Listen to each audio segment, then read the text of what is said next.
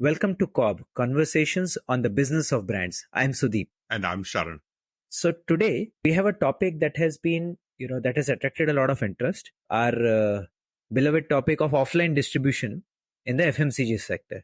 Right.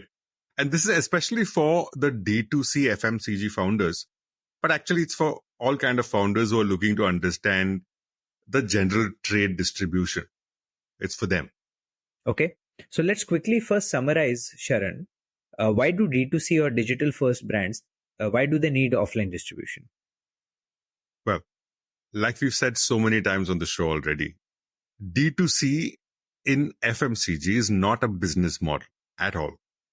When selling online, you can cater to a certain set of audience, and they are largely your innovators and the early adopters at best.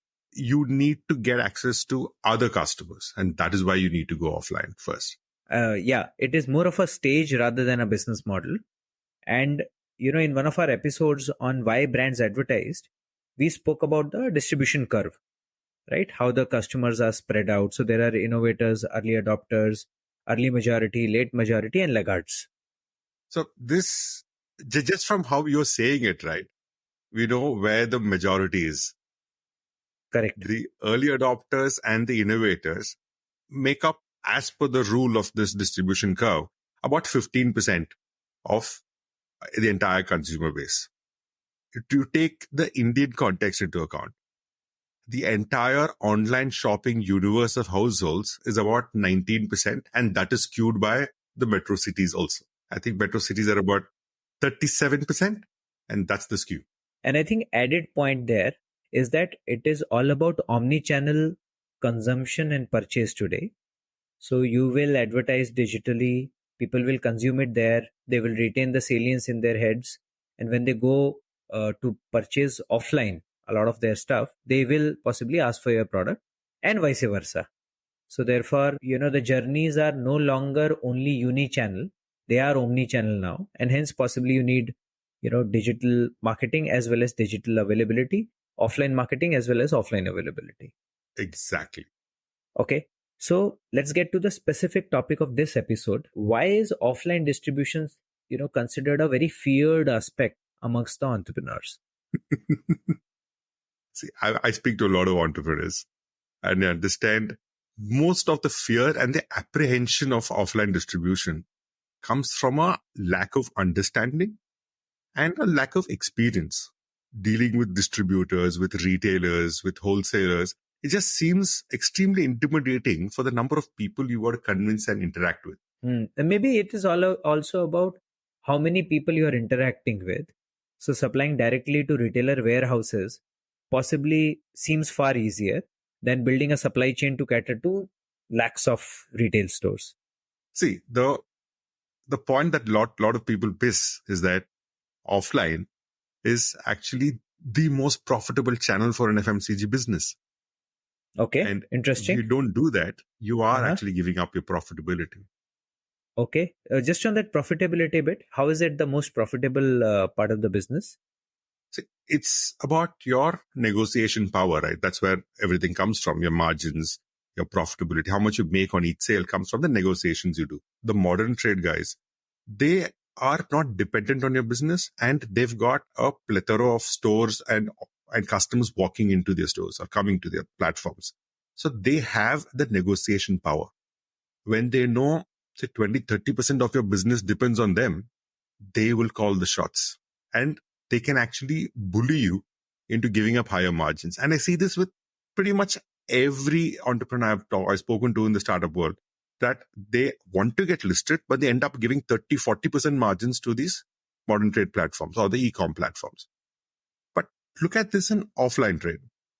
A retailer independently would not contribute too much to your business. His ability to bully you into higher margins is very limited. So you can control your margins and use it to incentivize the customers who are picking up your products, and you could do so much even within the store to get the incentive at the retailer to sell your product without compromising your margins. That's where the profits can come from. Okay. Like we said, that it is about a stage. So therefore, when you are early, there's not much demand, etc. You use the e-commerce setups for visibility and possibly inducing trials. I remember a lot of D2C founders writing about this, that when you are able to create your own demand, even your ROAS on your online channels becomes very good. And similarly, Exactly. once you start creating that demand, your offline channel will become significantly powerful and profitable also. It is about you leveraging the retailer's traffic versus you actually bringing in traffic to the retailer in any platform. And that's the power equation. Okay, excellent. But let's get to the scarier part, which is this initial setup. How to go about this initial setup? The intimidating factor here is that you got to invest in setting up the team. You got to pay their salaries. And unlike in modern trade or e-commerce, there is no initial stock up PO that you're getting. So because you don't get that initial PO, you feel like you're not getting a return for the investment. But you've got to stretch this because the distributor is not giving you an initial PO. He's going to take your product and distribute. It's going to be slow. You may or may not give him credit. But when a distributor builds your distribution, reaches your products into certain stores, that is when you actually start you're cutting through to the customers in the offline trade. Now, this is a slow burn, but it's not a very slow burn. It's at best about a quarter. And that's when you start seeing returns on the investment you made in the sales teams. And it's not something that's to be feared. It is only the problem of immediate benefit versus a slightly longer term benefit. Okay. Now within this, let's get to the first part of, really mounting this entire setup, which is about appointing your first distributor.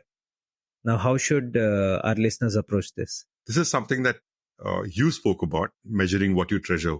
Just doing your research personally by walking up to the retailers, going to where the shoppers are. It's the same here.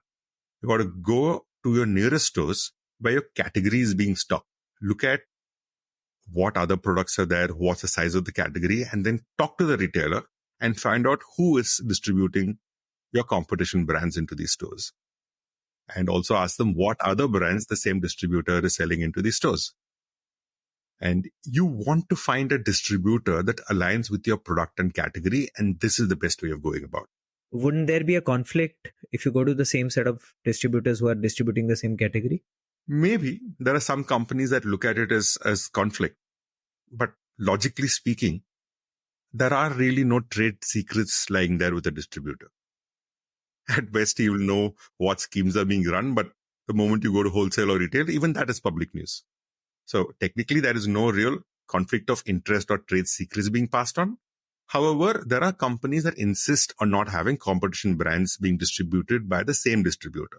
But a lot of the distributors have a workaround that they have sister concerns taking up competition brands. So the reason I'm saying we should go to the same distributor again is that the best thing that you can get from them is that they will have a list of stores that your category is being sold in already. You don't have to go through that learning curve. Take that list of stores and you can start trying to reach into those stores from day one. And these distributors also have an ongoing relationship with those retailers that your category is working in. So you don't wait for a distributor to build this relationship for you. You have a ready set of stores and existing relationship to bank on. That is the magic of working with an existing distributor or a competition distributor. Fair. And the distributor would also know the category nuances, the typical cycle time, expiries, return rate, etc., etc. So that is also an advantage. Yeah, and he will also know the retailers who don't pay out. So you don't have to get stuck with them. Correct. Okay. Excellent. Good. Now, from a filters that you would use to appoint a distributor, does scale matter? Scale or size of the distributor matter? This is a brilliant question. And the answer is yes and no. Because ideally you want the largest distributor. But the largest distributors might not be the most amiable to you because as a new brand, your contribution to the distributor's business will be very low.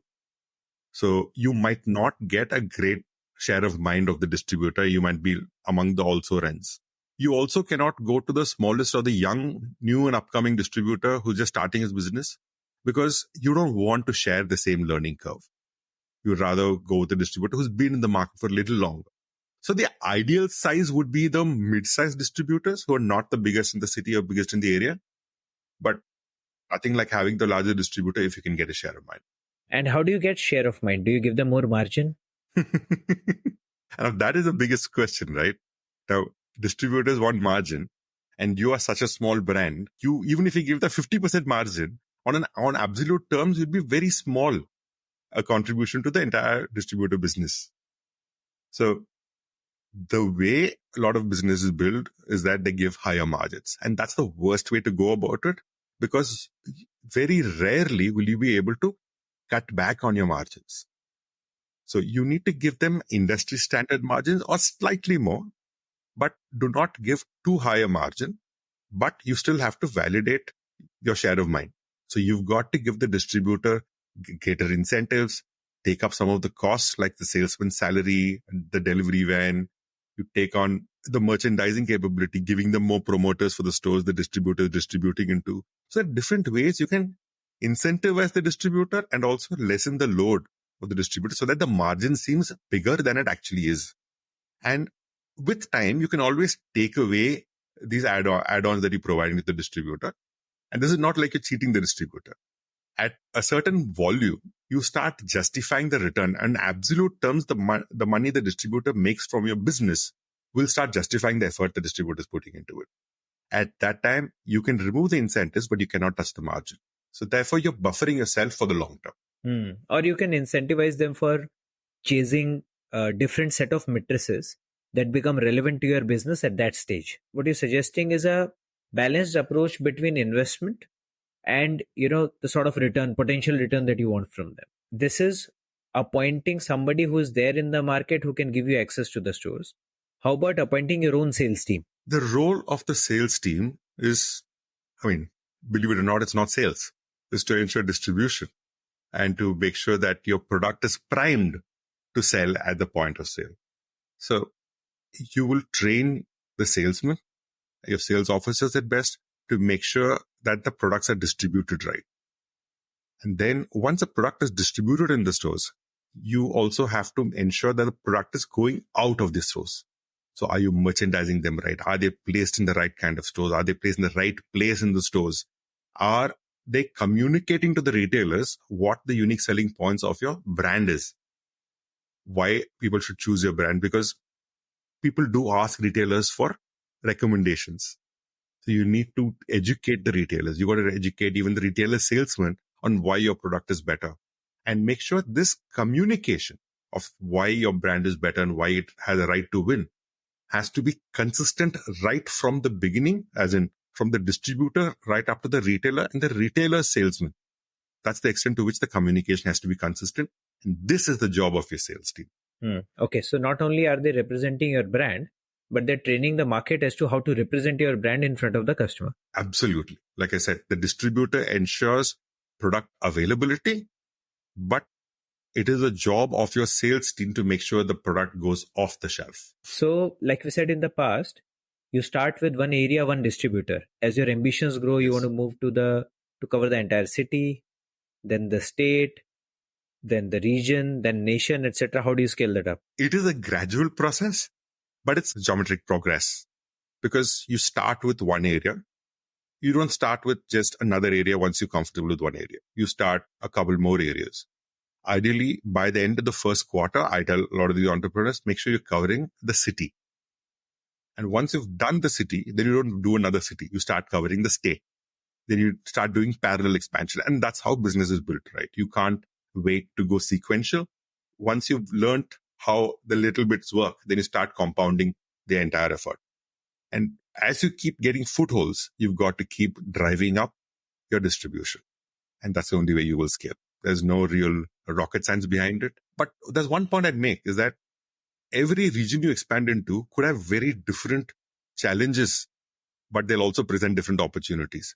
You've got to be a little flexible in saying what's worked in one part of your first city might not be same, sometimes even within the same city. Or the next city would have different challenges. And you just got to be aware that these things are going to happen. And you've got to be able to adapt as you go. So that's it, folks. Thanks for joining Conversation on Business of Brands. If you have any questions, please feel free to post them to us on our LinkedIn page or on our website. We'll be very happy to respond to you.